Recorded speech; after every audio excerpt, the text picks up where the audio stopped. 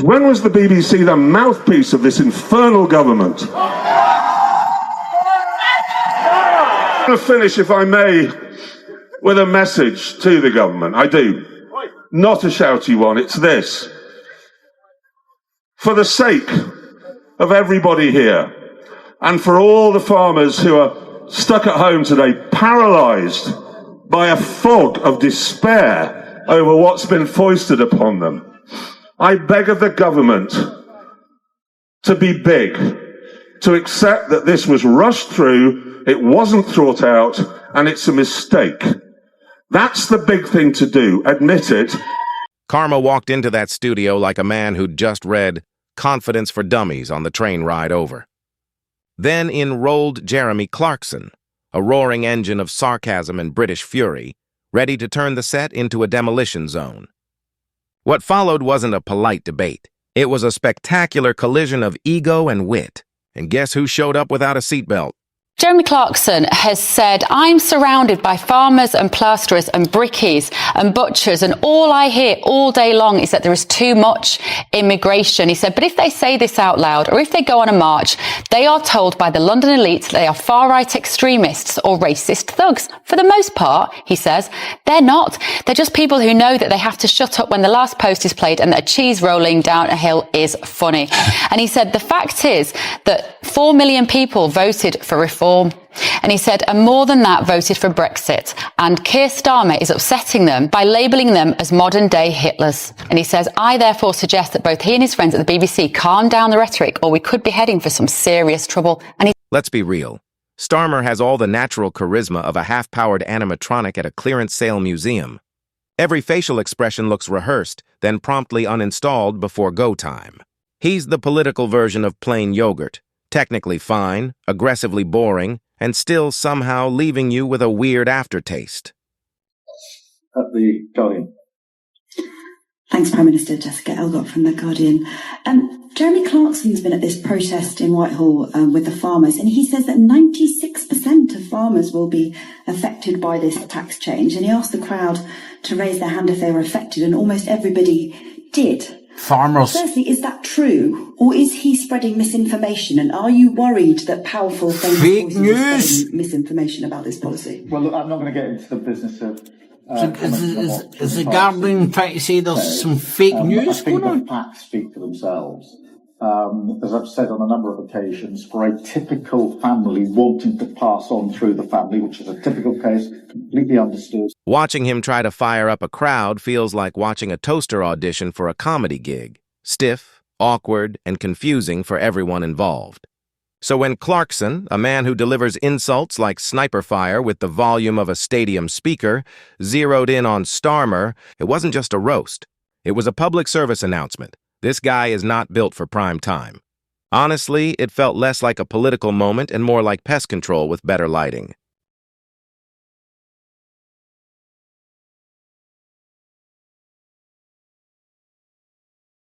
Jeremy, what's your word to the government? Who would you replace him? Jeremy, what's your word to the government? You're live on Sky. Please back down. Please back down. Just to your left, please. Please back down. The word there from Jeremy Clarkson. So, what is your message to this government? Please back down. Please. And get the money from where? Well, they've got 40 billion. I'll tell you where you go. Walk into any of the offices around here. If you don't understand what somebody's job is... If you've ever seen Starmer explain, well, anything, you already know. It's like listening to a PowerPoint narrated by a malfunctioning printer. The moment Clarkson dismantled his carefully polished persona, it was like watching a robot short out in the rain. Sparks everywhere. Yes, the Labour government currently, Reeves and Starmer, have absolutely lied to the people. They're robbing the people as well with the taxes that they'd promised during their campaign, which wouldn't. They promised that they wouldn't be raising the taxes. They instantly have, and in any interview, they just seem to not understand. Well, the people understand that this is outrageous and needs to be stopped now. Go away. Be realistic. The bit of money he's going to raise is going to destroy a whole industry. You should be ashamed of yourself, and you need to change your actions currently. If you've ever seen Starmer explain, well, anything, you already know. It's like listening to a PowerPoint narrated by a malfunctioning printer. The moment Clarkson dismantled his carefully polished persona, it was like watching a robot short out in the rain. Sparks everywhere. Under the desk and pretend to be office furniture. All figures very much differ from what the figures that the farmers are holding up in their banners today. Do you think those farmers have been gulled, maybe, by some tax-dodging millionaires who want them out there demonstrating like this? Well, look, I support our farmers. I think it's very important we do so. And that's why we put a huge amount into, we put £5 billion into farming over the next 2 years and food sustainability. It's hugely important to farmers. On the streets? Why are they there? Well, I think the most important thing that I can do is to engage in dialogue and be absolutely clear. For a typical case, parents wanting to pass on to their child a farm. So that's a typical case. The threshold is £3 million, and that means the vast majority, before anyone pays inheritance tax, that means the vast majority of farms will be totally unaffected by this. And it's important, I think, that I do keep restating that, because that's a very high... Let's pause for a second and really take in the absurdity here. Getting roasted by a man whose idea of foreign diplomacy is flooring a Land Rover across the nearest border. Yet somehow Starmer pulled it off. He actually made Clarkson sound like the sensible one. And that alone deserves a spot in the history books of political faceplants. Clarkson, the guy who once picked a fight with a traffic cone, ended up looking like the grown-up in the room. Meanwhile, Starmer was flailing around like someone trying to crack a Rubik's Cube with oven mitts on. And of course, he brought his usual political toolkit. That sad little briefcase stuffed with polite nodding, soulless corporate phrases, and the misplaced belief that charisma spreads like Wi-Fi. The man radiated all the warmth and spontaneity of a printer setup guide. Oh, today, the country sent a message. And it wasn't whispered, was it? It was roared. From Doncaster to Dover, thousands of everyday Brits stood up and said, enough is enough. This was the Great British National Strike. And despite the media blackout, despite the political snobbery, it happened, didn't it? From the north to the south. In towns, the media usually can't even pinpoint on a map these days. Thousands took to the streets, not activists, not ideologues, just proud Brits who desperately want their country back. They're demanding an end to illegal immigration, net zero, inheritance tax, There were moments, truly painful moments, when you could actually watch the light behind Starmer's eyes flicker out like a sad fridge bulb in a corner shop. Every jab from Clarkson landed like a monster truck tearing through a rose garden. No filter, no breaks, just pure, unapologetic verbal carnage. He didn't just roast Starmer. He turned him on a slow spit of mockery for the nation to watch. By the end of it, Starmer's political spark had the same energy as an abandoned 2007 LinkedIn profile, full of buzzwords, outdated ambition, and a headshot that screams internship ended badly. If charisma were cash, he'd be deep in overdraft, facing repossession on whatever charm he thought he had. And the best I'm here to support the farmers. It's that simple. So they need all the help they can get, really. If she'd have wanted to take out the likes of James Dyson and investment bankers and so on, she would have used a sniper's rifle. But she's used a blunderbuss and she's hit all this lot. It was, as I understand it, it was a very rushed last-minute decision. And I think, we all make mistakes in life, and I think it's time for them to say, you know what, Clarkson didn't even have to swing. Just standing in the same airspace did the job.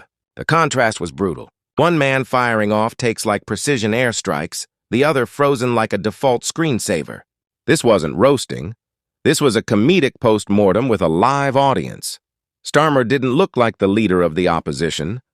He looked like a prop borrowed from a low-budget political drama.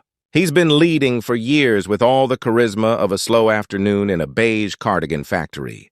Every line he delivers sounds like a dial tone that learned to speak.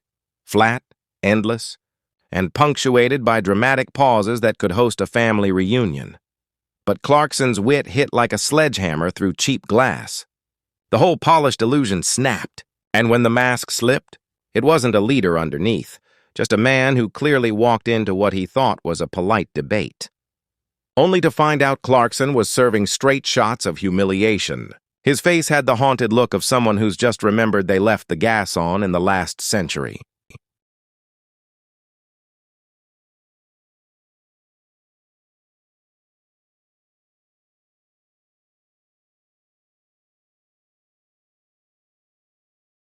Hi, I'm Jeremy Clarkson, and in the next Parliament, I'd like to see the government prioritising farming.